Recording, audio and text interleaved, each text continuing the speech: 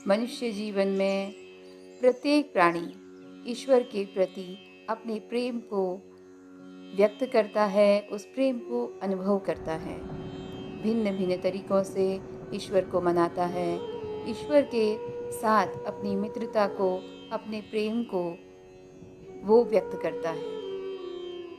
और ईश्वर भी हमसे उतना ही परस्पर स्नेह करते हैं और उनके स्नेह को भी हम सदैव ही अनुभव करते रहते हैं। आइए जानते हैं मनुष्य को ईश्वर ने अपनी प्राप्ति के किन साधनों के बारे में बताया है। भगवान ने अपनी प्राप्ति के 2 सरलतम साधनों से संसार को अवगत कराया है। भगवान के विरह में बहाए गए आंसू ये प्रथम साधन है और उनकी शरणागति ये दूसरा साधन है।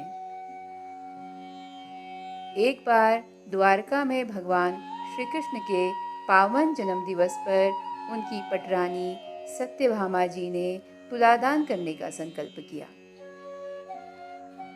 सत्यभामा जी की इच्छा थी कि वे अपने स्वर्ण आभूषणों से अपने प्राण प्रीतम श्री कृष्ण का तुलादान करें। सत्यभामा जी सत्राजित की पुत्री थी।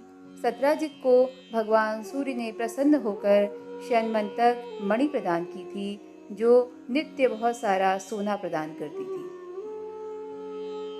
इसलिए सत्यभामा जी के पास स्वर्ण मणियों व रत्नों का अपार भंडार था।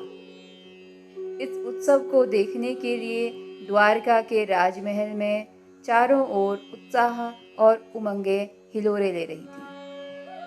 शुभ मुहूर्त में सत्यभामा जी ने भगवान श्री कृष्ण के नीलमणि के समान कमनीय शरीर पर स्वयं केसर कपूर मिश्रित अंगराग का लेपन किया और पवित्र जल से उन्हें स्नान कराकर सुंदर वस्त्र आभूषणों से सुसज्जित किया। राजमहल के प्रांगण में चांदी की तुला मंगाई गई। श्री कृष्ण तुला के एक पलड़े पर इस प्रकार शोभायमान हो रहे थे, मानो साक्षात तब का ही मूर्तिमान रूप तुला के पलड़े पर विराजमान हो। दूसरे पलड़े पर सत्यभामा जी ने अपने स्वर्ण आभूषणों को रख दिया था, लेकिन तुला का वह पलड़ा हल्का ही रहा। धीरे धीरे सत्यभामा जी ने अपना समस्त स्वर्ण भंडार तुला के पलड़े पर रखा था, किंतु पलड़ा जरा भी नीचे नहीं आया। अंत में सत्यभामा जी के रत्न, मणियां और स्वर्ण के समस्त भंडार समाप्त हो गए।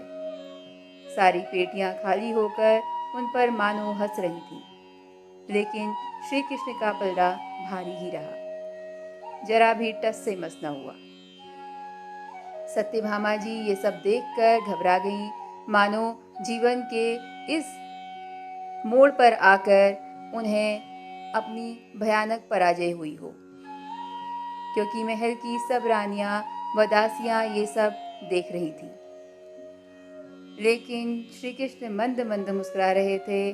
श्री कृष्ण की मुस्कान में सत्यभामा जी को व्यंग का रंग दिख रहा था। निराश होकर सत्यभामा जी ने रुक्मिणी जी की ओर सहायता की नजरों से देखते हुए कहा, जी अब क्या होगा? मेरा तो सारा स्वर्ण, सारे रत्न, सारे भंडार समाप्त हो गए हैं और साथ ही साथ मेरा सारा गर्व भी चूर्ण हो गया है। कोई युक्ति हो तो बताएं। रुक्मिणी जी ने सहानुभूतिपूर्वक कहा, तुम मेरे स्वर्ण आभूषण ले लो, किंतु मुझे लगता नहीं कि मेरे स्वर्ण आभूषण लेने पर भी हमारे श्री कृष्ण, हमारे प्राणधन इन रत्न आभूषणों में तुल जाएंगे।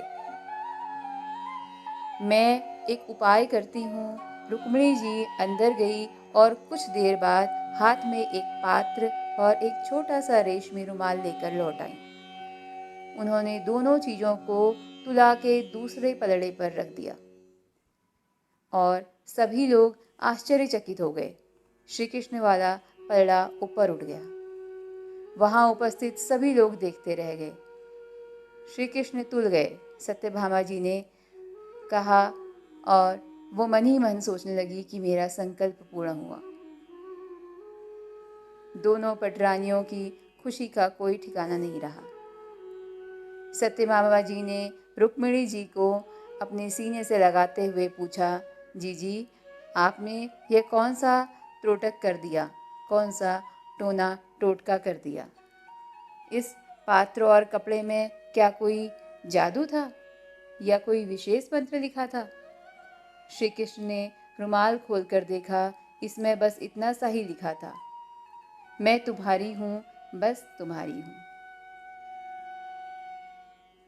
श्री कृष्ण मंद मंद मुस्कुराते हुए रुक्मिणी जी से पूछते हैं, प्रिय, इस पात्र में ऐसा क्या था जिससे ये तुला तुरंत ही ऊपर उड़ गई, जिसके भार के सामने मुझे हल्का होना पड़ा? रुक्मिणी जी सकुचाते हुए बोली, इसमें मेरे आंसू भरे थे। आंसू? आश्चर्य से सत्यभामा जी के नेत्र विस्फारित हो गए। रुक्मिणी जी ने लजाते हुए कहा, हाँ सखी, जब कभी प्रियतम श्री कृष्ण की याद में मेरे आंसू झर पड़ते थे तो मैं उन्हें उनका उपहार मानकर सजो कर रख लेती थी। भगवान को पाने के लिए जिनकी आंखों से अश्रुपात होता है, उन आंसुओं की एक एक बूंद की किसी चीज़ से तुलना नहीं की जा सकती। अपने आराध्य के प्रति प्रेम की मात्रा जब हृदय में बढ़ जाती है तब वह संभाले नहीं संभलती। जिस समय श्री चैतन्य महाप्रभु श्री कृष्ण के विरह में उन्मत्त होकर दोनों भुजाएं उठाकर रोने और चीखने लगते थे, उस समय पत्थर का हृदय भी पिघल जाता था। उनकी आंखों से ऐसा अश्रु प्रवाह चलता था मानो पिचकारी छूट रही हो। 18 वर्षों तक महाप्रभु जी के नेत्रों से इतनी जलधारा बही कि जगन्नाथ मंदिर के गरुड़ स्तंभ के पास एक कुंड का निर्माण हो गया।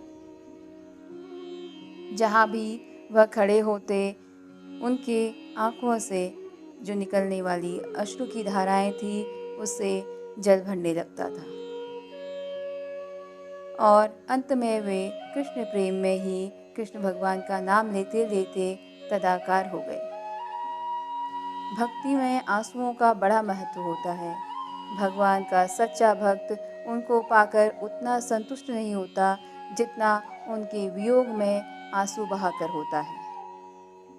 ऐसे भक्तों के लिए भगवान भी भला कैसे निष्ठुर हो सकते हैं। वे तो अपने प्रेमियों की आंखों के आंसुओं को देखने के लिए उनके पास में ही छिपे छिपे रहते हैं, परंतु अपने होने का एहसास वे उन्हें होने ही नहीं देते। दूसरी बात, भगवान ने शरणागत भाव को बताया है। मनुष्य यदि समर्पित हृदय से उन करुणा सागर भगवान से केवल एक बार कह दे, हे नाथ मैं तुम्हारा हूँ, वह भगवान को बहुत प्यारा लगने लगता है। जो मनुष्य संसार से विमुख होकर भगवान के सिवाय कुछ भी नहीं चाहता, उसके उद्धार की संपूर्ण जिम्मेदारी भगवान पर ही आ जाती है। भगवान स्वयं उसके योगक्षेम का वहन करते हैं।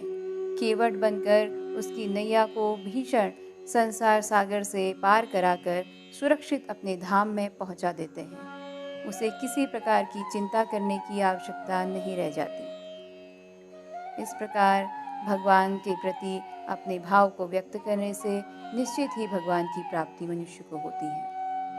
इस तरीके की जानकारी आगे भी लाते रहने के लिए मेरे इस चैनल को लाइक और सब्सक्राइब करें। धन्यवाद।